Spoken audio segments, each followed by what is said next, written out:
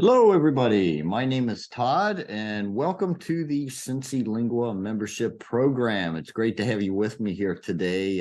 Thank you for being members of our program, of our platform here. And as many of you probably know, but as some of you may not know, CINCILINGUA is a language institute located in Cincinnati, Ohio.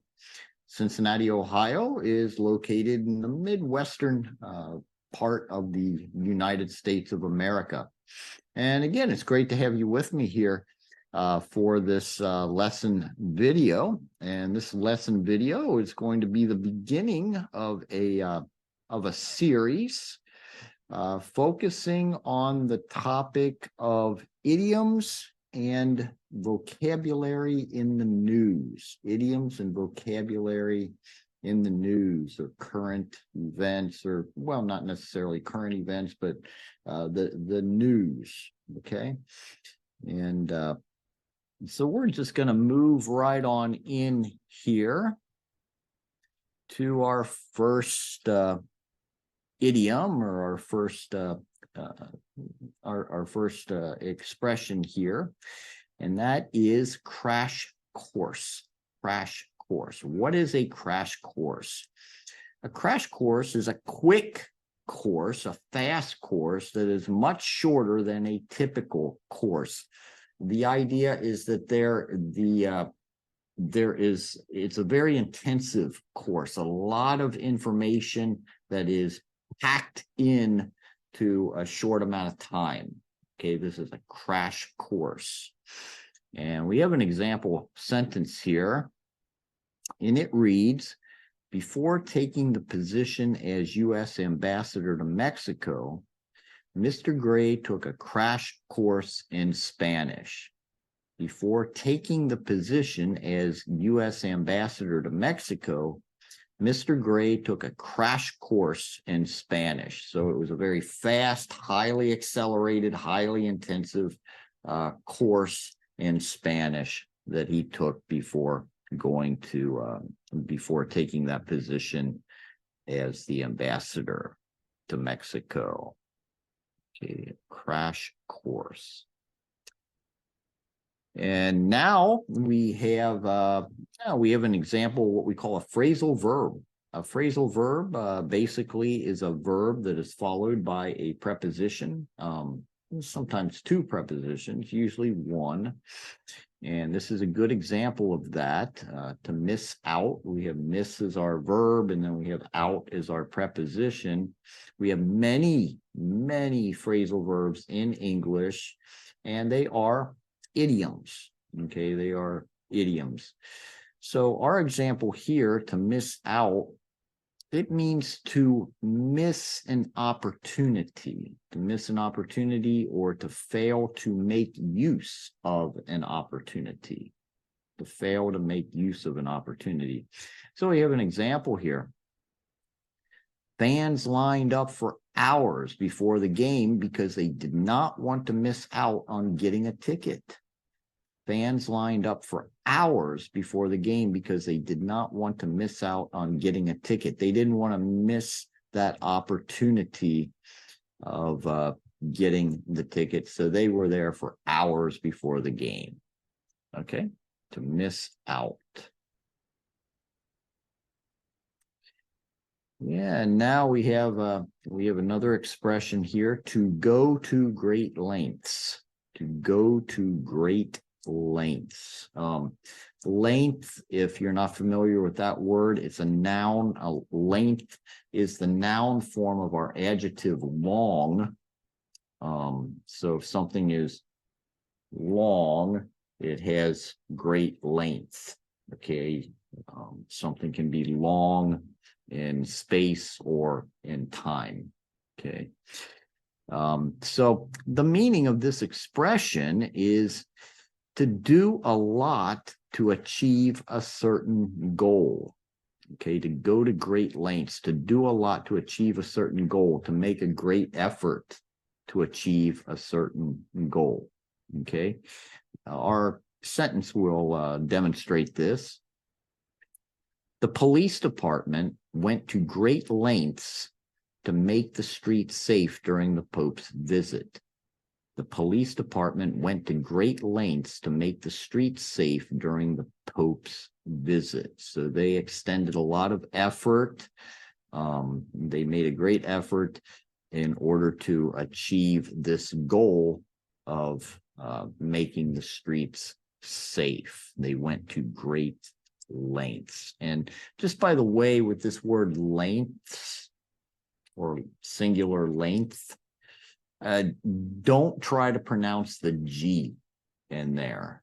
Okay, don't try to pronounce that G or you'll get everything wrong.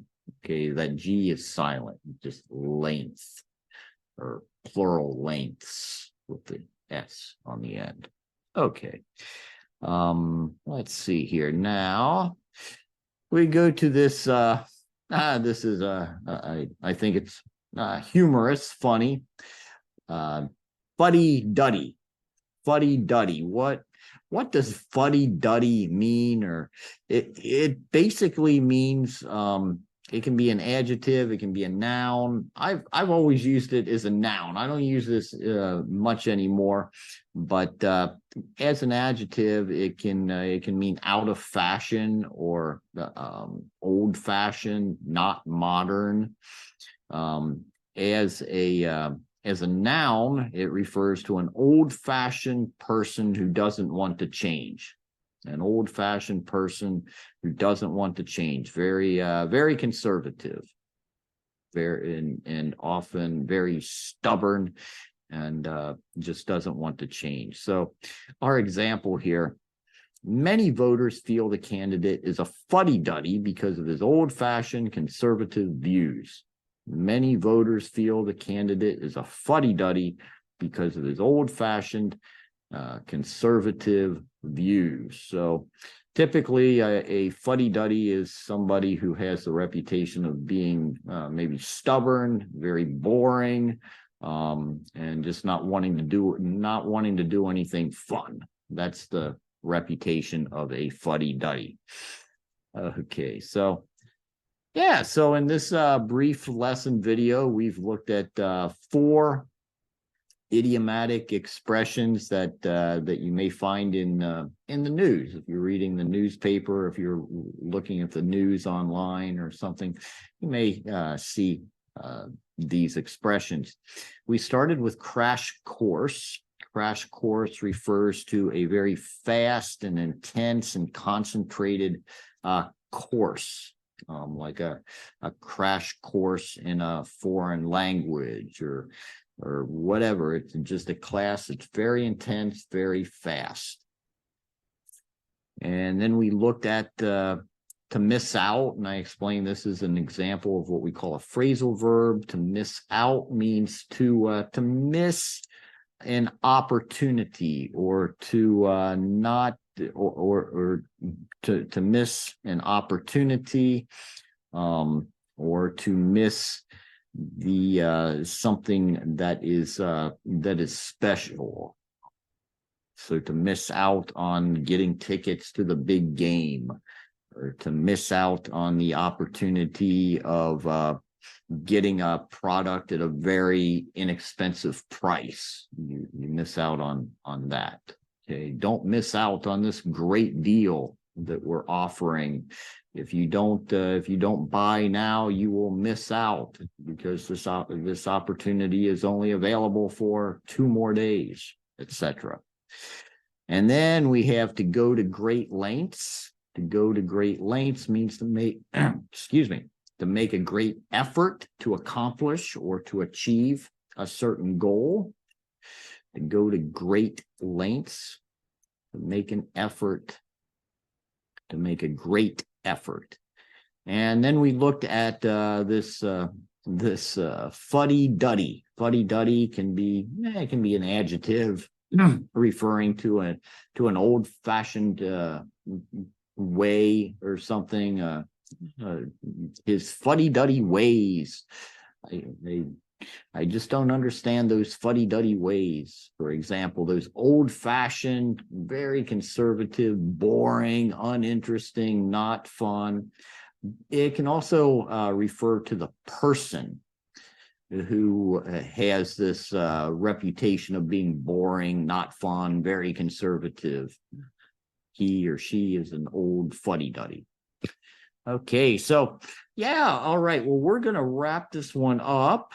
And before saying goodbye here, I just want to wish you all a wonderful remainder of your day. Again, I want to thank you for your attendance here and also for your attention. It's great that you're here with me for these lesson videos. Like I said, this is lesson 1 in this series, so I hope you'll come back and participate in the other lesson videos that will be part of this series. So on that, I'm going to sign off from Cincinnati, Ohio. And again, thank you and have a wonderful remainder of your day. Bye-bye.